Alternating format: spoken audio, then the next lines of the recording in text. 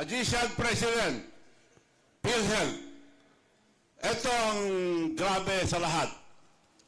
Ang PhilHealth, hindi pera ng gobyerno ito. Pera ng taong bayan. Pera malilit na tao, mga empleyado, lahat. Hindi nagaling sa gobyerno ito. Pera ng taong bayan. Naipon sa PhilHealth, 89 billion was ordered back to the National Treasury para may nakawin lang. Nawala. Pati yung PDIC na kontribusyon ng mga bangko, in case of magkagulo, may insurance. Nawala rin. Tinanggal din para meron silang sinagad. Ang 2025, sinagad nila. Bongbong Marcos, alam niya lahat ang kalukuhan, but he tolerated it. Tinolerate niya para may kasama siya. Kaya wala pa kaimik ngayon. Sa Senate, sino ang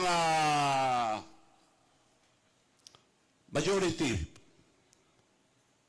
The silent majority.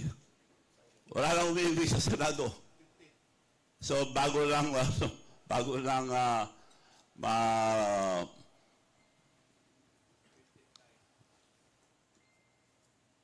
tuloy ko ito at 19 billion was ordered back. And then, paggawa ng National Expenditure Program, the General Appropriation Act, ang unang-una, na humingi ang 74 billion. The Magician President, for the first time in the history of PhilHealth, 2025 budget, zero.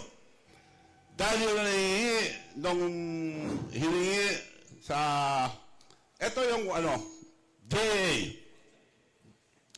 Hindi aandar itong Philippine budget. Unang-una sa lahat, budget ni Presidente. PhilHealth requested, because wala ng pera, they requested na isuli sana 74 billion PhilHealth. Dahil 89 billion ang kinuha. Nandyan yan. Malinis kasi ito eh. At ang mga allocables, nandyan sa loob. Bastusan na ito. Papakita ko ang allocables mamaya. Ang budget na inihanda ang Office of the President, kasamang DBM, DPWH, and lahat ng department, mag-submit. PhilHealth nag-submit ng 74 billion sa PhilHealth. Now, pinirma niya. Hindi ikot to kung hindi niya pirmahan. He signed it. It went to Congress, dagdag bawas, nandiyan pa rin ang 74 billion PhilHealth. Pagpunta sa Senado, nandiyan pa rin ang 74 billion PhilHealth. By come, dito sinaksak lahat yung mga gusto nilang 100 million na para kay Bongbong Marcos. Yun lang, pero pera pa yung iba. Almost all department meron anomalya.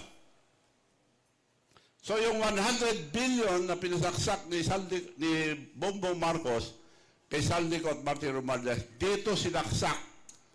Dahil sa BICAM, kukunti na lang ang tao. Tapos, nandiyan 74 billion PhilHealth. Pagkatapos niyan, pupunta na sa Proposed General Appropriation Act. Propose lang yan dahil ang GAA, maging batas silang pagpinirman na ni Presidente. So dito, nandiyan pa rin 74 billion PhilHealth. Pareho pinagbutuhan to. So wala nang makikita ito sa Congress, magbubutuhan lang, aprubahan. Wala nang makikitang tao, wala nang makikitang papel sa Senado, pagbubutuhan lang, ay approve. Pag na-approve na ang proposed GAA, babalik na kay Presidente. Ito na yung sinasabi niya na he read 4,057 pages. He scrutinized it, studied it, at nagtanggal ng ito. Pagsusuri ng Presidente, Philippine 6.32 trillion GAA at tinanggalan lang ng 194 billion, ngunit mula sa 1 trillion budget ng DPWH, tinanggalan niya ang 26 billion lamang ang tinanggal. At ang 100 billion na isiningit ni Martin Romualdez at Saldico para kay Bongbong Marcos ay binawasan lang ng 1.15 billion lamang ang tinanggal ni Bongbong Marcos. Siya lang ang pwede magtanggal, siya lang ang pwede magdagdag dito. Pampaganda lang at sa taong bayan. Ibig sabihin, inaprubahan pa rin ni Bongbong Marcos ang 98.85 billion na isiningit para sa kanya. So, he made mention. He scrutinized it. He studied it. He read 4,057 pages. Tinignan lang niya kung nandyan yung 100 billion na para sa kanya. Pinirmahan niya. Naging batas na. So, ganon ang pag-ikot to. Now, magician ka ako. Now you see 74 billion PhilHealth sa NDEP. Now you see 74 billion PhilHealth sa Congress. Now you see 74 billion PhilHealth sa Senado. Now you see sa BICAM 74 billion PhilHealth. Sa proposed GAA 74 billion PhilHealth. Pagbalik sa kanya, nawala. So, magician nga ako. Now you see, now you see, now you see, now you see, now you see, now you don't. Magaling na magician. Hindi lang kurap, magician pa. So, anong klaseng gobyerno ngayon dito? Gising ang ating mga kababayan. Magising tayo lahat. Huwag tayo pabudol. Maliwanag. Nandito na ang prueba lahat.